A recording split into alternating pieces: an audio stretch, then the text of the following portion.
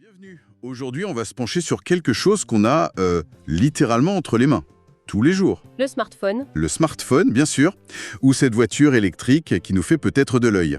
On va tirer le fil de ces objets de notre quotidien, et ce fil, il nous emmène très, très loin.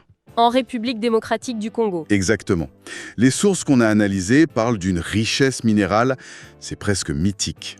On parle d'une estimation à 24 000 milliards de dollars. 24 000 milliards. C'est un chiffre qui donne le vertige. Et pourtant, c'est ça le paradoxe.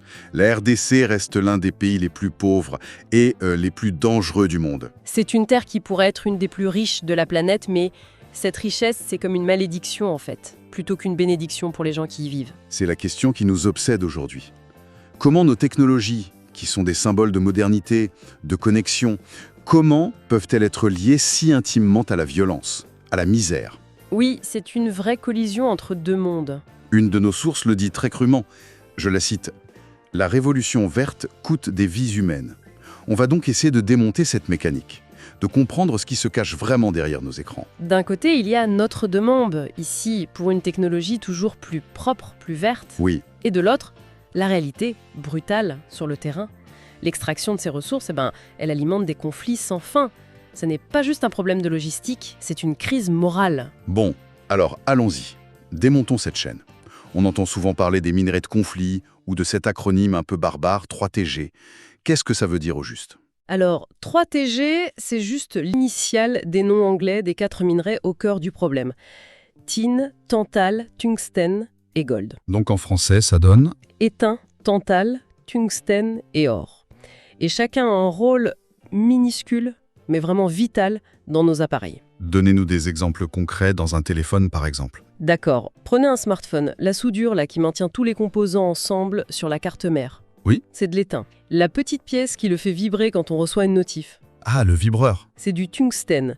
Les connecteurs tout petits qui assurent une conductivité parfaite, de l'or. D'accord. Et le plus important, peut-être, c'est le tantal. On l'extrait d'un minerai coltan. Il est indispensable pour les condensateurs qui stockent l'énergie. Sans tantal, pas de batterie de smartphone qui tienne la charge. C'est fou de se dire que le vibreur de mon téléphone dépend de ça. Mais alors, quel est le lien direct avec la RDC? Est-ce que tous ces minerais viennent de là-bas? Et c'est là que la nuance est capitale. Pour l'étain, le tungstène et l'or, les sources sont claires. Seulement 2% de la production mondiale vient de la RDC et des pays voisins. Donc c'est assez faible finalement. C'est significatif, mais pas dominant. Par contre, pour le tantal, là, la situation est radicalement différente. C'est-à-dire? 67% de l'approvisionnement mondial en tantal vient de cette région des Grands Lacs. 67%. Oui, 2/3. Et principalement de l'est de la RDC. Une zone ravagée par la violence. Donc, si je résume, pour l'or ou l'étain, la RDC est un acteur parmi d'autres, mais pour le tantal, c'est presque un monopole de fait. C'est donc là que tout se joue. Vous mettez le doigt dessus, c'est le point névralgique. Sans le tantal de l'Est du Congo, l'industrie électronique mondiale serait paralysée. Et cette dépendance, elle donne un pouvoir immense et terrible aux groupes qui contrôlent l'accès aux mines. On parle de plus de 120 groupes armés. Mais comment c'est possible? On est 20 ans après la fin officielle de la guerre. Qu'est-ce qui alimente ce chaos permanent? C'est une excellente question. Les sources décrivent une sorte de tempête parfaite. D'abord, il y a un vide. Le gouvernement de Kinshasa est quasi inexistant dans ces régions. Pas d'État en somme. Pas de police, pas d'armée pour protéger les gens. Rien. Et ce vide, il est comblé par des milices. Ensuite, il y a la pauvreté extrême. Ça rend le recrutement pour ces milices très, très facile. Et enfin, l'argent, les mines. Exactement. La manne financière. Ils en profitent de plusieurs façons. Soit ils prélèvent des taxes illégales sur les mineurs. Des sortes de péages. C'est ça. Soit ils prennent carrément le contrôle des mines, en forçant les gens à travailler pour eux. Et l'argent de ces minerais sert directement à acheter des armes. Et le cycle de la violence continue. Voilà. Et pour les mineurs eux-mêmes, ceux qu'on appelle les creuseurs, quelles sont les conditions de travail?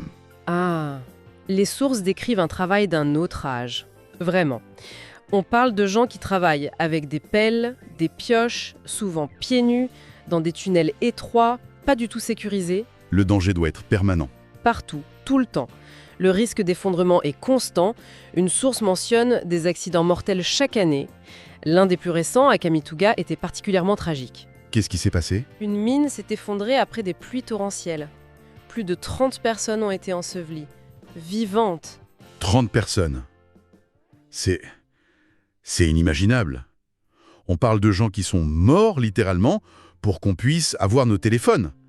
Ça donne le vertige. Et pourtant, des centaines de milliers de personnes continuent ce travail. Pourquoi? Parce qu'elles n'ont pas le choix. C'est un point crucial que les sources soulignent. L'exploitation minière artisanale, c'est la plus grande activité rurale non agricole d'Afrique. Elle fait vivre des dizaines de milliers de personnes. C'est leur seule source de revenus. Voilà, il y a une déconnexion totale entre les standards qu'on exige depuis nos bureaux, ici, Des conditions parfaites. oui, zéro défaut, l'environnement, tout ça, et la réalité du terrain, où la seule question, c'est de survivre jusqu'au lendemain. Face à une situation pareille, on se dit que quelqu'un a bien dû essayer de faire quelque chose. Il y a eu des tentatives de régulation, non? Je pense à la loi Dodd-Frank aux États-Unis. Oui, en 2010, la loi Dodd-Frank. C'était une première étape majeure. Elle a obligé les entreprises cotées aux USA à déclarer si leurs produits contenaient des minerais de conflit venant de la RDC. Et donc, les géants comme Apple, Tesla, ils publient des rapports tous les ans. Oui, tous les ans. Et qu'est-ce qu'ils disent, ces rapports? Que tout est rentré dans l'ordre? Pas exactement. En général, ils affirment, avec un langage juridique très prudent, n'avoir aucune raison de croire que leurs minerais financent des groupes armés. Aucune raison de croire. C'est une phrase un peu ambiguë? Est-ce que c'est vraiment impossible de savoir ou est-ce qu'on préfère ne pas trop regarder? C'est toute la question. La vérité, c'est que la chaîne est tellement longue, tellement complexe, qu'il y a une opacité à chaque étape. Comment ça? Le minerai est extrait par un creuseur, vendu à un négociant local, qui le revend à un comptoir d'achat, qui l'exporte vers une fonderie en Asie. À chaque maillon, il y a un risque de blanchissement de minerais de conflit avec des minerais légitimes. Donc la certitude absolue est quasi impossible à obtenir. C'est ça. Et pour essayer de clarifier tout ça, on a mis en place des systèmes de traçabilité, comme l'ITSCI. Ça fonctionne comment, l'ITSCI? En théorie, l'idée est assez simple. ITSCI forme des agents, souvent des agents du gouvernement, qui vont sur les sites miniers validés, considérés comme propres. D'accord. Et là, ils scellent les sacs de minerais avec une étiquette unique. Cette étiquette est censée suivre le sac jusqu'à l'exportation. C'est une sorte de passeport pour minerais, en fait. On met un sceau et on espère que personne n'y touche. C'est l'idée. Sauf que les sources rapportent que des intermédiaires peuvent acheter des étiquettes à des agents corrompus pour les mettre sur des sacs d'origine douteuse. Hein? Ou alors, une fois arrivés chez l'exportateur, les minerais tracés sont tout simplement mélangés avec d'autres dont on ne sait rien. Le système a de sérieuses failles. Et j'imagine que les grandes entreprises adorent ce genre de certification. C'est devenu une tendance un peu inquiétante, oui. Beaucoup d'entreprises externalisent complètement leur devoir de vigilance à ces systèmes tiers. C'est plus simple? C'est beaucoup plus simple.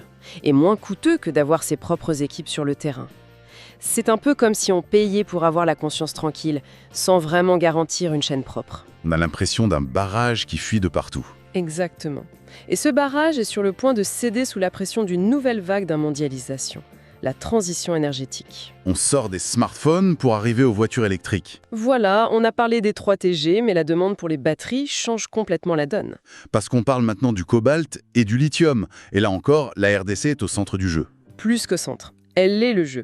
Pour le cobalt, la RDC, c'est environ les 3/4 de la production mondiale. C'est une superpuissance incontournable. Et on retrouve les mêmes problèmes? On voit le même schéma se répéter, oui. L'extraction alimente l'instabilité, et même si une grosse partie vient de mines industrielles, il y a d'énormes inquiétudes sur le travail des enfants et la sécurité dans les mines artisanales, qui alimentent aussi la chaîne. Et dans ce nouveau Far West du cobalt, les sources parlent beaucoup d'un acteur, la Chine. Son rôle est central. Pékin a investi massivement. Les chiffres sont éloquents. 9 des 14 plus grandes compagnies minières du Katanga, la région du cobalt, sont chinoises. Donc il contrôle une part énorme de l'extraction. De l'extraction et du raffinage. Est-ce qu'il joue selon les mêmes règles? C'est bien là le problème. Contrairement aux États-Unis ou à l'Union européenne, la Chine n'a pas de directive contraignante sur le devoir de vigilance. C'est-à-dire? Les entreprises sont encouragées à suivre des guides de bonne pratique, mais ce n'est pas obligatoire. On se retrouve donc avec deux systèmes, deux philosophies qui s'affrontent sur le même terrain. Donc des entreprises occidentales soumises à des règles de transparence, même si elles sont imparfaites, et des entreprises chinoises qui opèrent avec beaucoup plus de liberté. Ça crée un déséquilibre. C'est un obstacle majeur à toute solution globale. Tant que tous les grands acteurs mondiaux ne jouent pas avec les mêmes règles, il y aura toujours une faille dans le système. Face à ce tableau très sombre, la première réaction pourrait être de se dire « Bon, c'est terrible, il faut boycotter ces produits ». Est-ce que c'est une solution? C'est une réaction très compréhensible, mais toutes les sources sont d'accord pour dire que ce serait la pire des solutions. Pourquoi? Un boycott ou un embargo, ça ne ferait qu'asphyxier l'économie locale. Des centaines de milliers de mineurs perdraient leur seule source de revenus. Ça aggraverait la pauvreté, l'instabilité, et ça les pousserait encore plus dans les bras des groupes armés. Même les entreprises le disent. Même Tesla le reconnaît dans son propre rapport au PEP. Se désengager ne ferait qu'amplifier le chaos. D'accord, donc le boycott, on oublie. Alors quoi? Quelle est la piste le plus sérieuse qui ressort de nos sources? La piste qui revient le plus souvent, c'est un changement complet de paradigme. Au lieu de voir l'exploitation minière artisanale comme un problème à éliminer, il faudrait la voir comme une activité économique, Légitime. la légitimer et la décriminaliser. C'est la première étape. Ça semble être du bon sens. Qu'est-ce que ça veut dire concrètement sur le terrain? Et qui pourrait s'y opposer? Concrètement, ça veut dire enregistrer les mineurs, leur donner des titres d'exploitation, leur fournir des formations sur la sécurité, un accès à de meilleurs outils. Créer des coopératives qui leur permettraient de vendre à un prix juste? En court-circuitant les intermédiaires. Exactement. Et qui s'y opposent? Tous ceux qui profitent du chaos actuel. Les chefs de guerre, les officiels corrompus. Formaliser le secteur, c'est menacer leur gagne-pain. Il faudrait une volonté politique immense.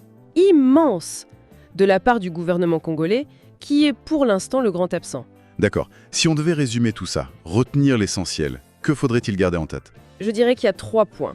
Le premier, c'est que notre soif de technologie, même verte, a des conséquences humaines et politiques extrêmement complexes à l'autre bout du monde. Ce n'est pas un problème simple avec un seul coupable. C'est un problème systémique. Lié à la pauvreté, à la guerre. Oui, et à un État défaillant. Le deuxième point, C'est que les efforts de régulation, bien que nécessaires, sont aujourd'hui insuffisants. Les entreprises doivent faire plus que payer pour un audit. Elles doivent s'impliquer directement, surveiller leur chaîne, accepter que la traçabilité à 100%, ça a un coût. et le troisième point, le plus important peut-être. C'est qu'un changement durable ne viendra que d'une double action. D'un côté, il faut des normes mondiales contraignantes pour tous les acteurs, y compris la Chine. Et de l'autre, De l'autre, et c'est le plus difficile, il faut que le gouvernement congolais parvienne à stabiliser la situation, par la négociation ou par la force. Sans sécurité sur le terrain, toutes les régulations du monde resteront lettre morte. il faut donc s'attaquer aux racines du problème, pas seulement aux symptômes. Multinationale. Ce qui nous laisse avec une dernière pensée. Alors que le monde se précipite vers un avenir qu'on nous promet plus vert, plus propre, la question reste entière. Comment s'assurer que cette nouvelle révolution ne se construise pas sur les mêmes fondations d'exploitation et de violence que les précédentes? Le vrai défi